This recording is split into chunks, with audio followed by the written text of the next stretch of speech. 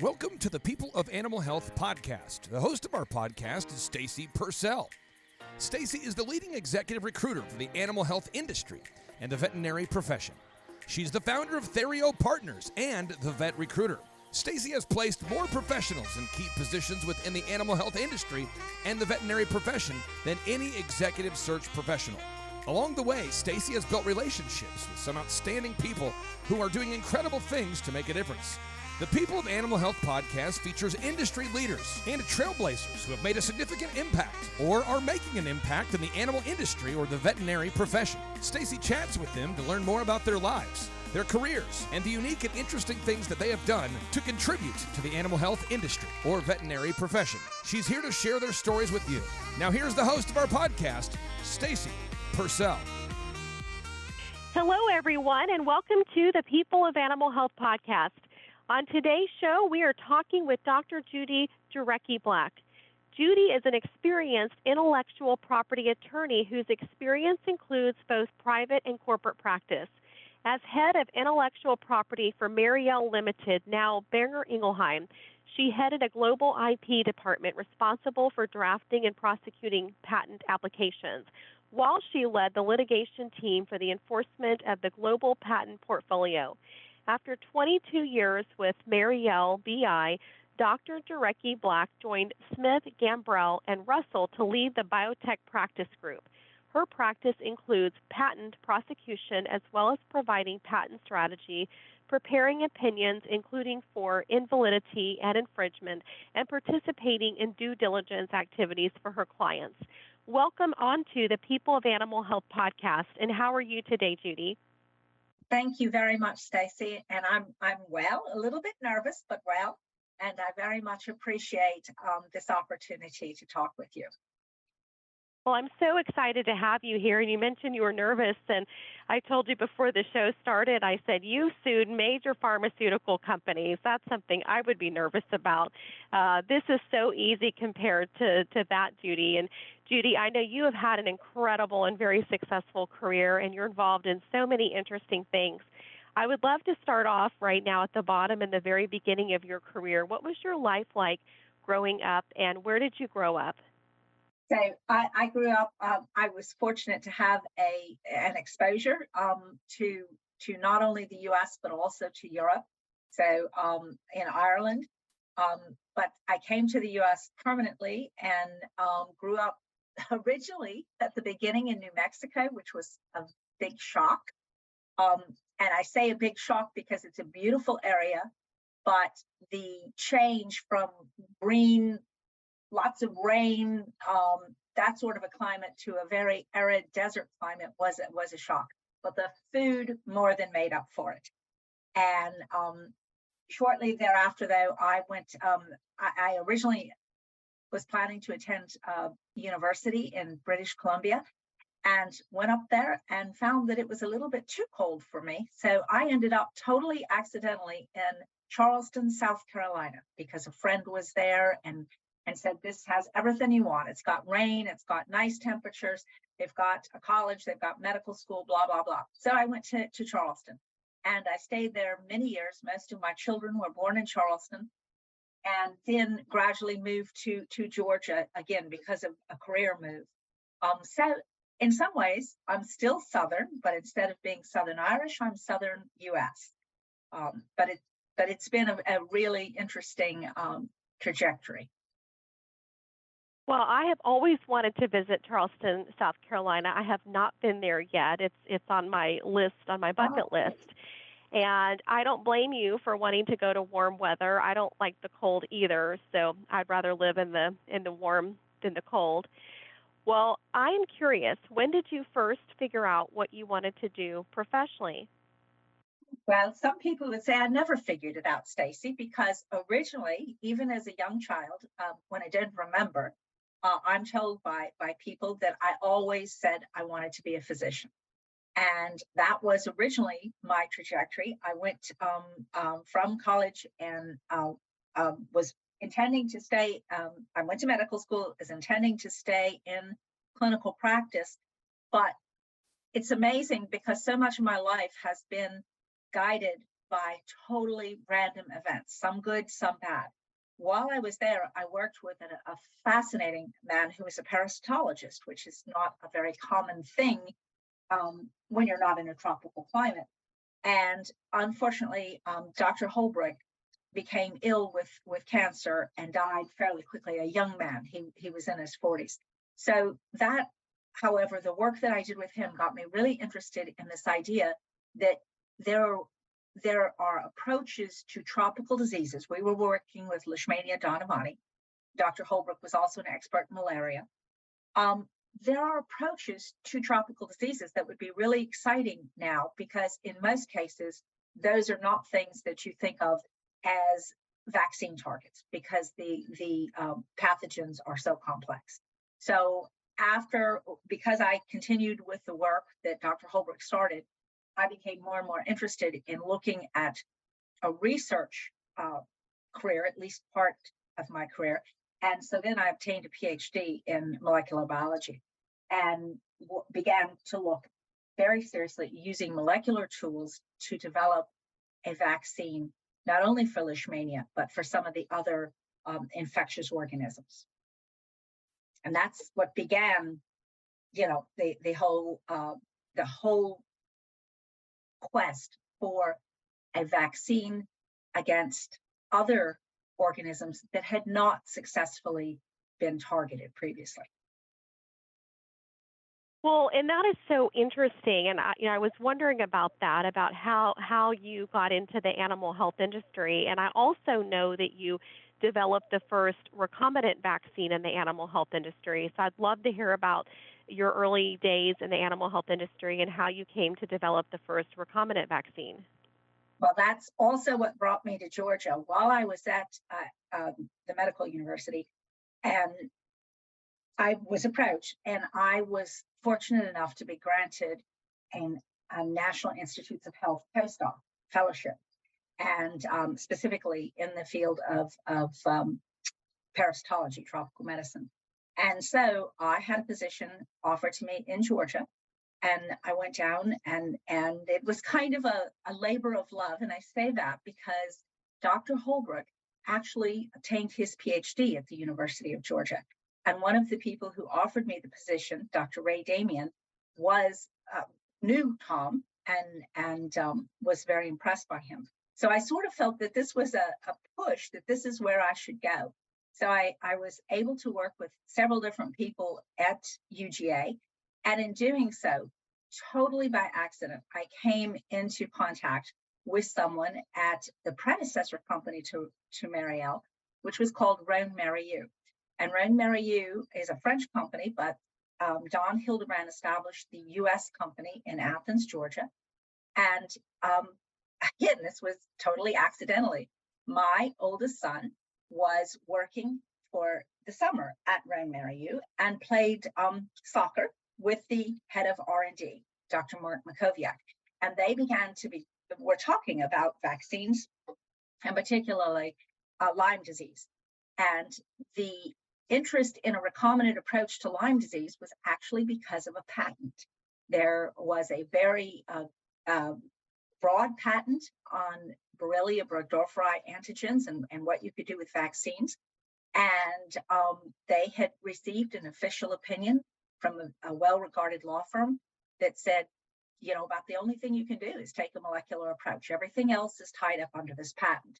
So Mark Makoviak asked me, is that something you could actually do? Because my son told him, well, that's what my mother does. She's always joking that she's a gene jockey. That's what they used to call us. With some love, some laughter. So that's absolutely how I ended up. I thought this would be a fabulous opportunity because I thought that the Borrelia organism was especially suited to a purified antigen that is produced recombinantly to that sort of approach. And so that's how I originally started at Rhone Marieux, never intending to stay in animal health. I was still planning to go back into clinical medicine, actually in return to MUSC. And as it turned out, the people at Rhone Marieux were fantastic. It was a very exciting time in animal health. Don Hildebrand and Mark Makoviak were instrumental at doing some really unique things. The recombinant platform took off, with the result that we had several different vaccines that were developed using recombinant technology. And before I know it, that's, all of a sudden I thought, this is really where I want to stay. Well, and then you told me that the company actually paid for you to go to law school. So I'd love for you to share that story with our audience today. Well, I hope it would be lovely if anybody there in the audience has ever met Don Hildebrand, because he's an amazing person. And one thing I've said to Don, and he laughs at this, he actually loves this, is that this is a man who knows the worth of a dollar. So what he did was he suggested, well, we might need a patent attorney, because in those days in animal health, a lot of things were not patentable because they didn't meet the criteria, specifically novelty. And however, the recombinant Lyme vaccine was patentable. So he started becoming very interested in patents and what they can do to protect the commercial interests and all the commercial expenses that are made. You make this great market for a product, and if it's a wonderful product without patent protection, someone else comes and basically just takes what you've done. So Don said, well, while you're head of bacteriology, and I had started helping them look at patents and do things like that, he said, why don't you go to law school at the same time, and I'll pay for it, but that way you can do everything. So that's basically what I did. And so for 2 years, I stayed at Roane Mary U, was in law school at Georgia State University, and began gradually to move out of the laboratory and more into the legal arena, so to speak. And that, again, was something I never envisioned in my life. But it is patent law is a very unique combination for anyone with a technical knowledge or a technical degree, because for biotech patent law, you really need to be familiar with the science. It's required. It's more scientifically driven than it is legally driven, to be honest with you. So that's how I started law school. And then I ended up having a couple of years in private practice. And in the meantime, Roane Mary U had joined with Merck Animal Health and became a joint venture. And the new company was named Mariel. So at that time, the general counsel of Mariel, who had actually come from Merck Animal Health, Hodnall, called me and asked me to return as the global head of intellectual property for Mariel. That's so impressive, Judy. And you had some big wins. I don't know if you can talk about that, but I know you had some pretty impressive wins. Are you able to share anything about it? Well, yes, absolutely, because most of those are public. So I think, I think that over the 22 years, you never realize where your career is going. And it was just amazing, because when I was fortunate enough to join Mariel, they really didn't have an intellectual property department. And so I was able over the years to do, not only to hire some amazing people, including Dr. John Escuda, who's still there, and my right-hand person, Stacy, I think you've actually met her, Tiki Cantrell, who was the greatest senior paralegal we've ever had, who kept the whole department going. There's so many others. So, but it isn't just being able to formulate the group the way you want it. It gave me the experience to formulate the strategy. And one of the things at that time is that Mariel had possibly one of the most important, at least commercially, products ever in animal health at that time. And that was Frontline Plus. So the issue always is, when you have a really great product, then there is always infringement. I used to joke when I was teaching and say that old standard about flattery does not apply when you're talking about infringement, because having someone like you enough to imitate you is not a good thing in patent law. So I spent a great deal of my time globally dealing with fipronil infringement, Frontline Plus infringement. And one of the big wins that we had was in the US, was actually in Georgia. It's one of the only cases I ever had in Georgia, in the Northern District, where we were able to get an injunction and shut down an infringing product. So but there were many others. I mean, we also protected, we had some of the Vaxitech, which is a recombinant vaccine using HVT in poultry. We did litigation in South America there. I did a lot of litigation in Europe. So that there are a lot of different things. And to be clear, most of what we did, our strategy was to license things if it was not a core product. But if it was a crown jewel, so to speak, then we did not license, and we put our litigation money towards protecting the integrity of those patents. And we were very successful. The last case I had that I think was successful was a NexGard case. And NexGard is the new product, new relatively, that is an isoxazoline and is also used to kill fleas.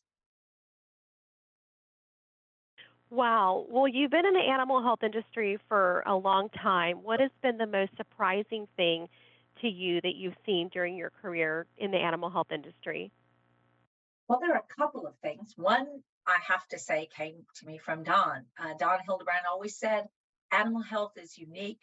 When I was originally thinking about maybe if I stayed into a company, didn't go back to be an instructor and so forth, he said, you really don't want to go to a human pharma because animal health is unique.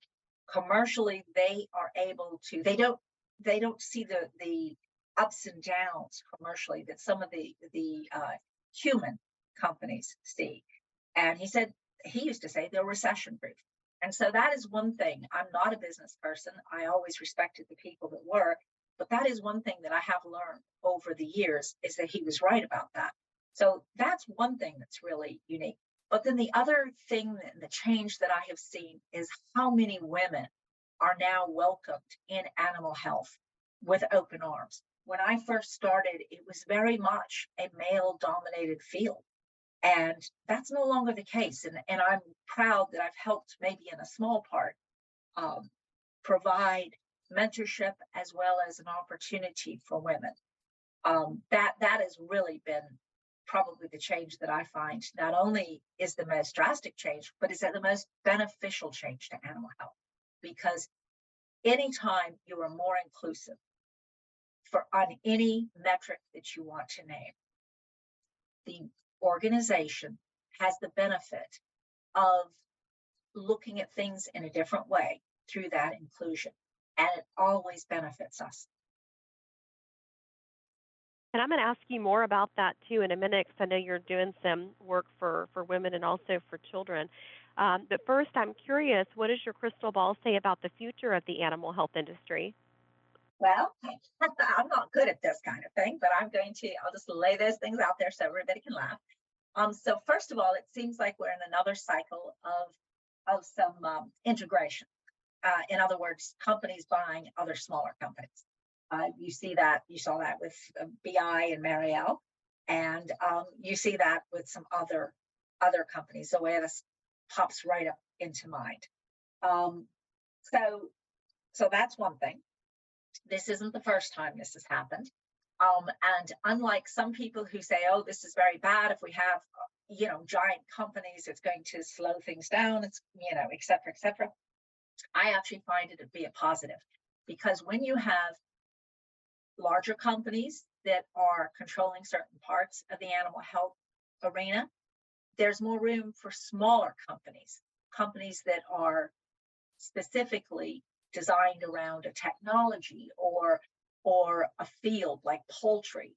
You can divide it up any way you want, and there's always those new opportunities, and those are very, very exciting opportunities. So that's the second change that I'm predicting is coming, is that even as some of the large companies integrate, they begin to look outside to some of these smaller companies who may only have one technology or two technologies, but that allows them to use their resources wisely, because this whole idea that one company can invent everything and develop everything in-house, I don't think that's a workable solution.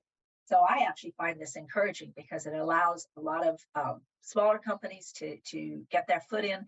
They can move fast. They can do some amazing things. And if they're successful, those larger companies will come knocking. whether it's a license deal, whether it's an acquisition, whatever, they will come knocking. So that's the other prediction I have, is that yes, we may integrate more, but there will be room for more of the smaller companies. And then my third one is that animal health isn't going anywhere. It's an amazing world, and if you divide it into companion animals and production animals feed the world, period. And so that's not going to go away.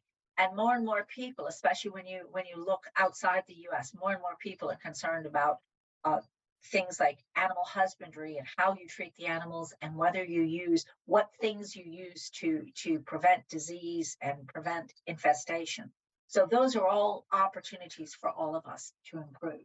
But then the second thing is companion animals. The U.S. is a leader in this area, but you can look across the world and see where it's happening in other countries too. In the U.S., companion animals are not just a yard animal. You know, what I've learned by talking to people and people who know much better than me is that, for instance, dogs used to be a working animal for many ranches and farms. That's not true anymore. People treat their dogs, their cats, their companion animals as a member of the family. And that means they want to look at things that originally we didn't look at because we were like, oh, this is too expensive. We're not going to be able to look at, say, cancer treatment or a cancer vaccine, which Marielle had, one of the first cancer vaccines ever registered, because it's too expensive. But in fact, we found that isn't true. There are people who will spend the money. It has to be reasonable, of course, but there are people who will spend that money because they love their animals, and just as their children, they want to give them quality of life. So that's, to me, that's never going to go away. And I was fortunate enough to see a change in countries like Japan. Japan has become very much a wonderful market in companion animals, and other countries too, all through Europe. So the companion animal market is not going away either. Well, all of that is very encouraging. I'd love for you to share with our listeners about the kind of projects that you're up to professionally and the work that you're currently doing in the animal health industry. And so part of what I do is I work with Edge Animal Health, which is a biotech startup that uses gene editing, particularly, but different approaches to make to look for solutions for animal problems. And Edge is a fascinating company, and the reason that I joined them to do their legal work as well as their IP strategy is because this is a company that has a lot of experience in animal health. The CEO, Dr. Michelle Haven, was for years the head of business development at what is now Zoetis. Dr. Christy Moore, who is in charge of their poultry program, was with Seva, and before that, BioImmune. So they have some very strong and their depth in animal health. And I should also mention Nancy Bathurst, because Dr. Nancy Bathurst is also a veterinarian, and she was for years with DECRA. So there are other people involved, and I shouldn't give names because then you always realize, wait a minute, I forgot some other people. But my point is that it has a very strong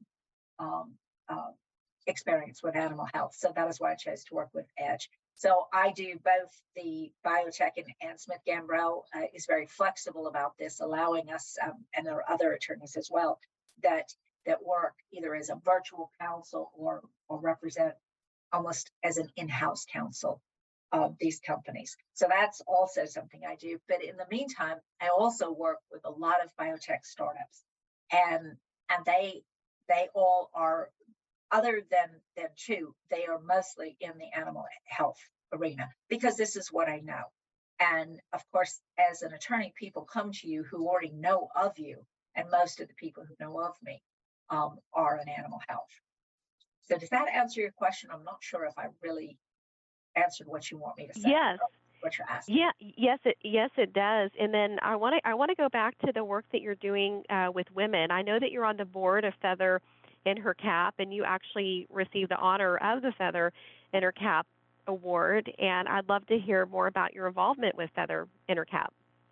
So that was truly one of the honors of my life, because it is a group. Feather in Her Cap is a group that was formed to specifically increase mentoring and recognize the contribution of women in animal health. Now, it doesn't exclude men at all. Men are very important to Feather in Her Cap, but its purpose is to increase the mentoring of women. I was an early supporter when I was at Mariel with my budget, but I never assumed that I would. First of all, I never dreamed I had what would result in being named a recipient, because first, I'm not a veterinarian, and I honestly never thought of a lawyer, so to speak, as being a recipient. So it was a huge shock. In fact, when they originally called me, Julia is the one who called me. I thought she was wondering why I hadn't been involved in providing the financial contribution to Feather in Her Cap since I had retired from BI. It took her several minutes to be able to get me to understand. No, she was saying that I was going to be the winner. So I was asked to join the board, and after I won, and it has been a wonderful, amazing experience, because the board is composed of some just fascinating women, all of whom have pedigrees that are incredible. But it's their love for animal health and their desire to help other women that have really impressed me, because men do have groups, and they're recognized, that provide mentorship opportunities, for instance. But for women, it's still relatively new. So to find a group in the animal health industry that is now becoming quite well known, that specifically is spending time, money, and effort to mentor women, has been a really incredible thing. And when we receive the nominations, it's an amazing gift of love from the other animal health companies, because anyone can nominate someone. And we get nominations from all the animal health companies, the big ones as well as some of the small ones. But the reason I say it's a gift of love is because what is required is real testimony from the people who nominate. And it's not one of those forms that you just fill out. The letters are unbelievable when you see how much people in animal health respect the people they nominate. It's absolutely amazing. Last year's winner is somebody that I actually had worked with, Veronique. I'm so bad with last names. I cannot believe I just did that. Veronique Cuccio. And she is now with SIVA. And she's a great example. When we read the materials that were provided in support, many of those materials, the people who would nominate her didn't know that other people were nominated. And it was just amazing, because it wasn't just from the top SIVA people, which you would expect. It was from people who worked with her that were in other areas than industrial operations, which is what Veronique does. But it was also people, if you say below her in the organization, who again wrote beautiful letters to say how much she had helped them, and why they thought that she was a good candidate. That's the labor of love. When people who really mean it sit down and write you a letter, and it's not going to benefit them in any way. That's not their boss. That's not their direct report. This is somebody in a different part of the organization. And I see more and more of that with the people in Feather in Her Cap. Well, I'm such a big proponent of Feather in Her Cap, and our company is a sponsor. Yeah. We're very happy to be associated with the organization, and it's so wonderful to see. I mean, every woman that gets nominated, their credentials are just so impressive. So it's so nice to see the recognition with that. And then, Judy, I also know that you do pro bono work for women and children. I'd love to learn more about that. Yes. Okay. Well, that is my labor of love. So as an attorney, all state bars recommend pro bono work in any field. It can be in anything of their bar members. And this is something that I was very fortunate, because I've talked to other IP attorneys who've told me they would love to do something outside the IP field, but they don't really know how, because their whole career has been in one direction. I was fortunate because when I finished law school, I actually first practiced in South Carolina. And South Carolina at that time didn't have a pro bono bar, so to speak. They didn't have money in South Carolina specifically for people who didn't have, who economically could not afford a lawyer. So what they did is all members of the South Carolina bar were sort of put in a hopper, and as cases came up, your name was called. And so that happened to me very quickly after I got out of law school, and it was an interesting case. And the firm that I was with in South Carolina, Doherty and Manning, they were a wonderful firm. They were like, well, if you want to do this, this is fine. We'll be fine with that. So I took a couple of cases and learned through experience how to deal with the court case, how to represent. In this case, both of these cases were women.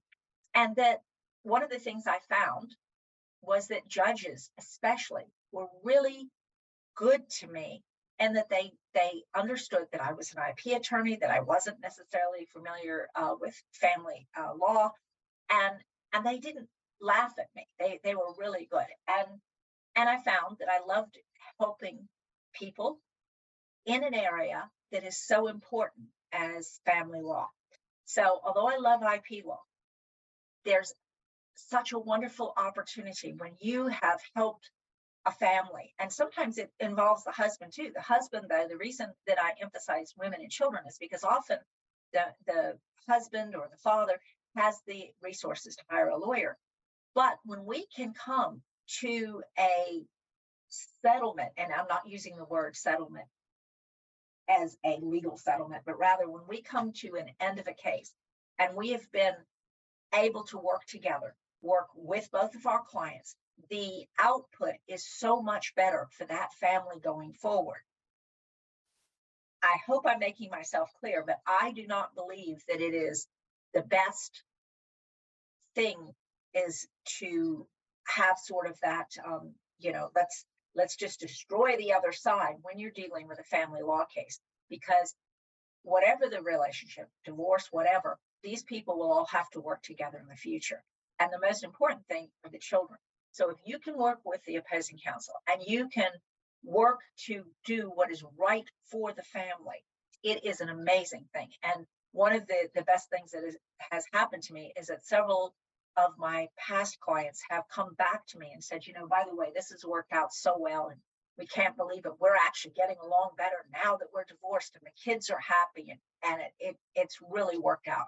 And that makes me feel very strongly that I'm not saying that every case this can be done, but certainly that's the way I try to approach these things, is to get a settlement that helps the whole family, get an end result that helps everybody, not to win, so to speak, but to win for the family, if that makes sense. But I do sometimes represent men as well.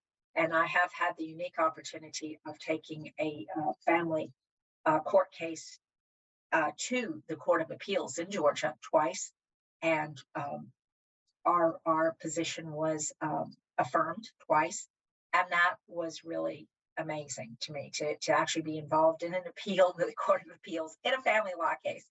So, but again, it's not because I won, so to speak. It's because what happened was the very best outcome for that family and for the children. And when you meet some of these children, after they're 18, 19, 20, and they come back and they say to you, by the way, now I'm in nursing school, and thank you so much. My life, was so much better. You just can't. That's not something money can buy. I loved winning my cases with patent litigation, but those are commercial cases. Yes, I tried very hard to win. I'm known as pretty much of a bulldog, but there's something special when a child comes back to you, or a family member comes back and says, this really helped. Our life was better because of what you did. That is really special. You're really making a difference, and thank you for the work that you're doing there. I'm curious, we all face adversity. What's been the biggest adversity that you've had to deal with throughout your career? Really, I would say I've been so fortunate. I don't know. I mean, it's always, losing family members. Of course, it happens to all of us, but that always has something to do with the way that you approach life. There are things that people do and say to you. I suppose the biggest thing I would say is I was so fortunate because coming up at a time, I'm older than many of the people that are beginning their careers. I came from a time when people did not always support women having careers, and sometimes even inadvertently said things to you that maybe would have knocked you off your path. I recall particularly, and I'm not going to name her, a teacher in high school that I had, who, when she asked us, what we wanted to do, and I said, well, I want to be a doctor. She said, oh, and she did this with love in her heart. Let me be clear. She wasn't trying to hurt me. She actually said to me, though, I think you need to look at something different so you're not disappointed, because maybe nursing. And she didn't do that in a mean way. But I was so lucky because my parents were never ever questioned that I would be a doctor, ever. They never suggested that maybe that isn't something I should do. And that's different from a lot of the people I talk to now, especially young people will tell me sometimes that they just feel hopeless because they don't see how they're going to, here's something that they want, but they don't see how they're going to get there. And that's why I think one of the most important things that can happen are the people around you that maybe don't even realize. Teachers, for example, are so fantastic because teachers can say something, just a couple of words of encouragement, or provide some advice, or give people the resources, and that can change the person's life. And so I really can't even say that was adverse, because I was so protected by people who never said to me, you cannot do this. This is not what you need to do. So it never occurred to me. And then I'm Irish, and there's something to be said. And my mother used to say this to me all the time. Oh, you Irish, you always, you'll cut your nose off to spite your face. But I think that stubbornness does work very well. I was raised in a time where there was just nothing that was going to stop me. And that's what I try to tell people now. Whatever you want to do, it's within you. It's not about anybody else. And it's not about your finances. And it's not about, whether you're married. It is about you. If you decide to do this, there is a way. Sometimes it's a very difficult way. I worked all the way through school. I had my second child the first day of medical school. And when I was teaching, years later, when I was teaching, that was something that the course coordinator would always announce, much to my chagrin.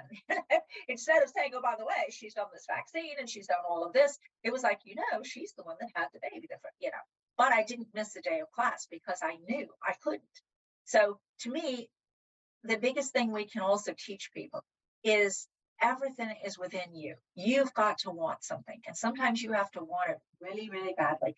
And you have to assume that it's never going to be easy. And that is the gift that I was given. So when I say adversity, I really don't think I had adversity. I had the same problems everybody else had. I worked, I was divorced. Sometimes I was a single mother.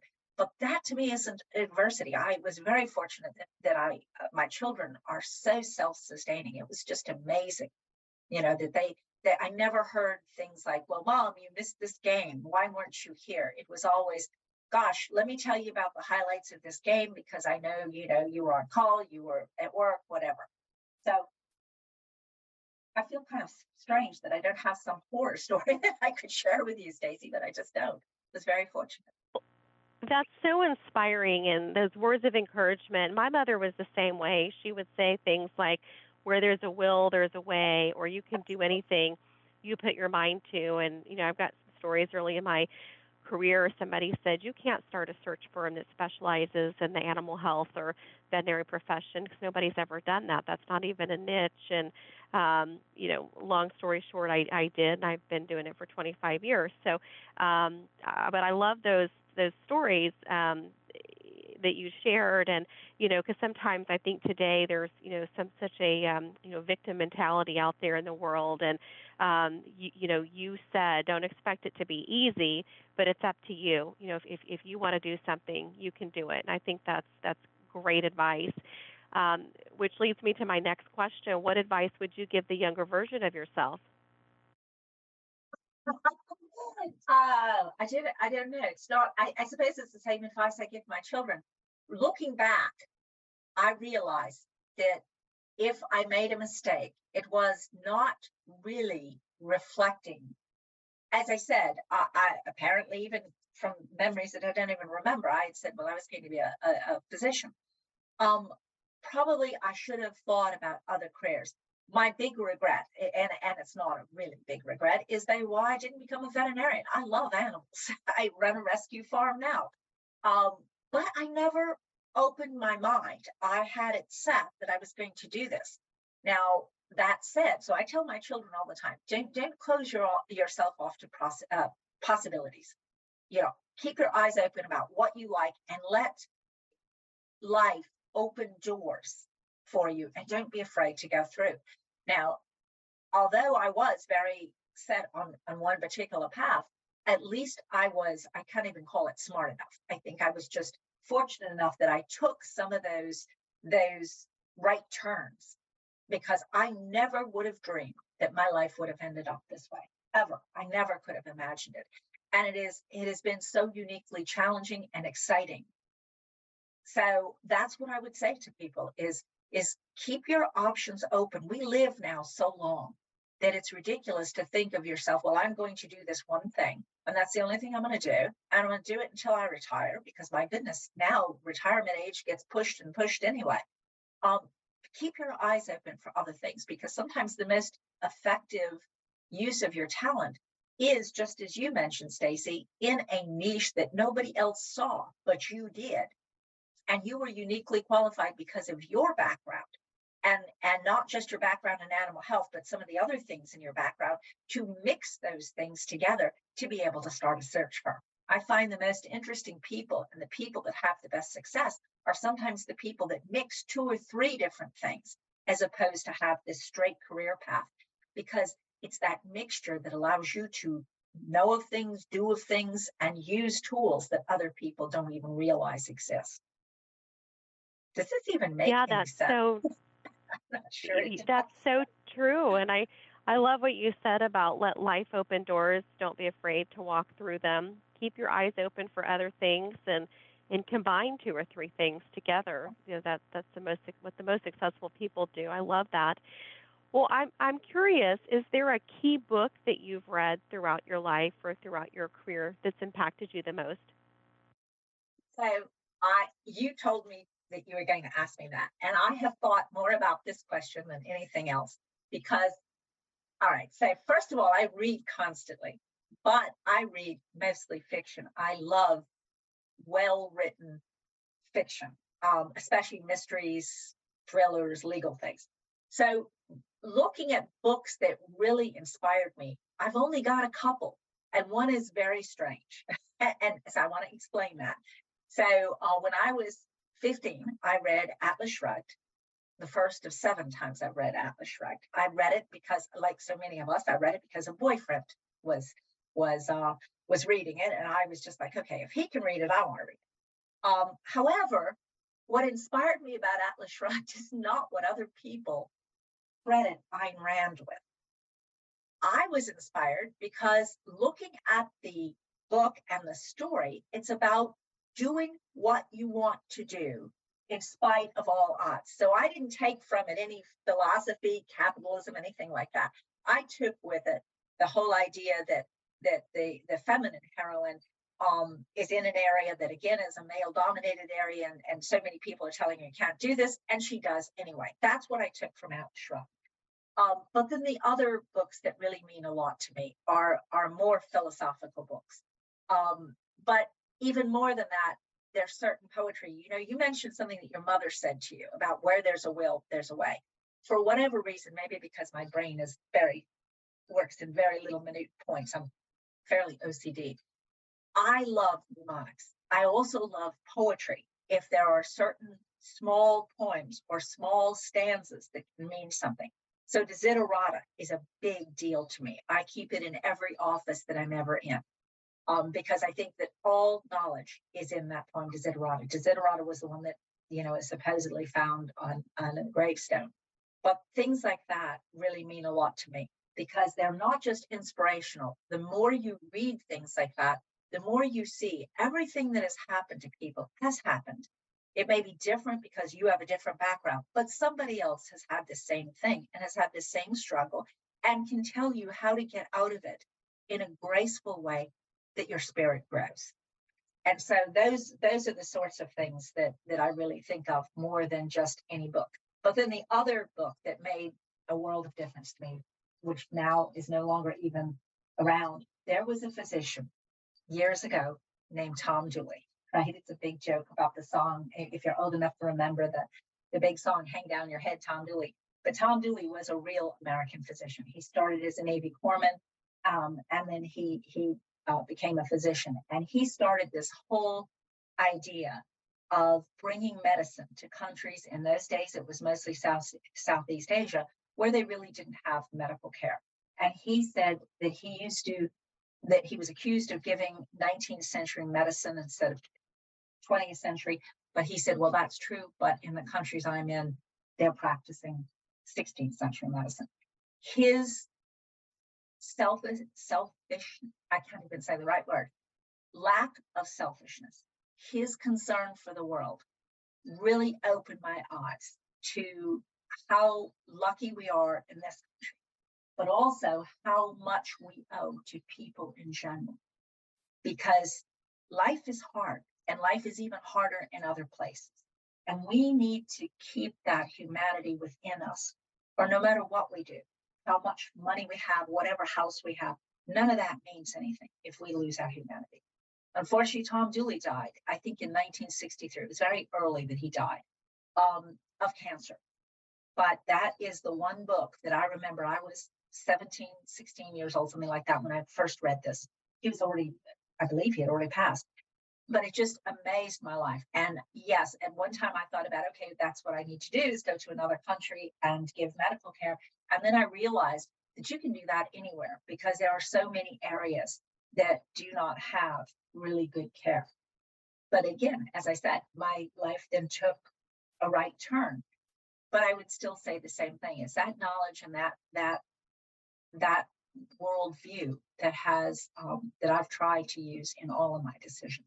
And I still believe that we're all a member of the human race, all of us. And if we forget that, we've lost the best part of ourselves. I love that, Judy. And Judy, you've got the mic. What is one last thing that you would like to share with our listeners of the People of Animal Health podcast today before you drop the mic? Oh my goodness, I have no idea. I just really love the animal health field, because the people that I have met, and so many of them, and I'm gonna mention three, if you don't mind, people who have been so much a part of my journey in animal health. I mentioned Don Hildebrand and Mark Makoviak, but there was also Jean Malden, who was an accountant. Let me rephrase. She's a CPA, one of the most incredible people I ever knew. But then also the person, Ellen de Brabander, who's now at Elanco, was an important, not only mentor, but person with a worldview that really opened my eyes. But the last one I want to mention is Dr. Fabian Kauscher, because he was my boss at Marielle, my last boss. He meant the world to me. And I still work with him a great deal. And by the way, he's being honored this year at the KC Corridor as the winner of the Iron Paw. And he has become such a close friend. And that to me is what mentorship is really about. It isn't just about, let me help you with your career, let me tell you the things. It's about helping you in all sorts of ways and sharing everything with you that they themselves have gone through. And Fabian is absolutely the epitome. And I could spend hours though. I've been so fortunate with not only the mentors in my life, but just the people I call friends. And I've heard other people tell me in human industry, for instance, that sometimes it's not that well. But in animal health, I have never found a better group of people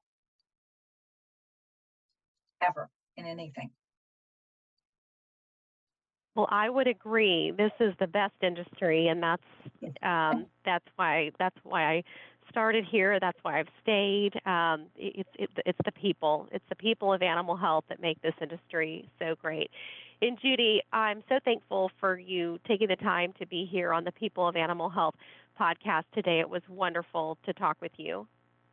Well, thank you very much, Stacey. And I really appreciate your podcast. I also appreciate what you as a woman have done in a very interesting area in animal health, one that isn't greatly represented. So it's been a pleasure talking to you.